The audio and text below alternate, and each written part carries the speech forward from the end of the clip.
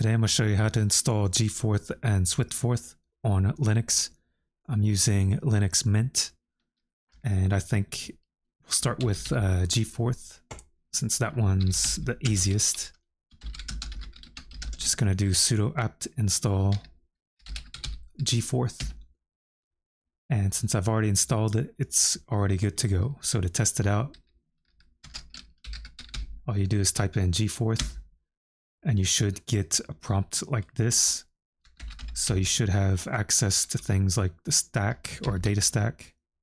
You can print out what's on the stack, which in this case is 1, 2, 3.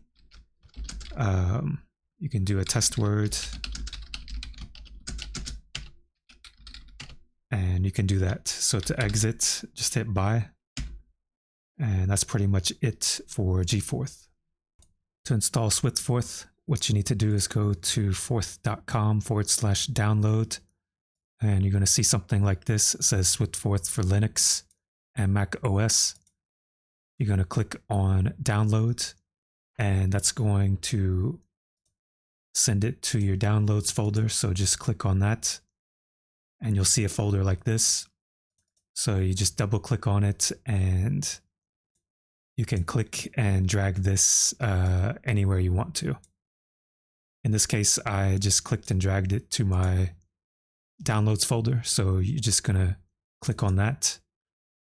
You're going to click on bin, click on Linux, and this is the file that executes SwiftForth. So you're going to right click, go to open in terminal, and to run it quickly, you can do SF, and it's just like GForth pretty much.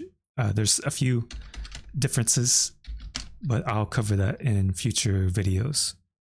So like I said before, if you want to do a test word, you can do test, type in hello, and you can output that to the screen. To exit, type in bye.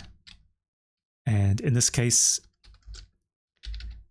if you want to run SwiftForth from anywhere, you can't really do that because it'll say, no such file exists. So to fix this, all you need to do is type in sudo cp. First, we need to be in that directory, which is, let me see. We need to be in this directory, the directory where we have the SF binary. So all you do is type in sudo cp, which stands for copy. The file we want to copy is SF, and we want to put it in our user/local/bin directory, which, if you're not familiar with Linux, this is the directory where you put in your scripts and executables that are not really a part of the basic system that is first installed. So all you do is type that in.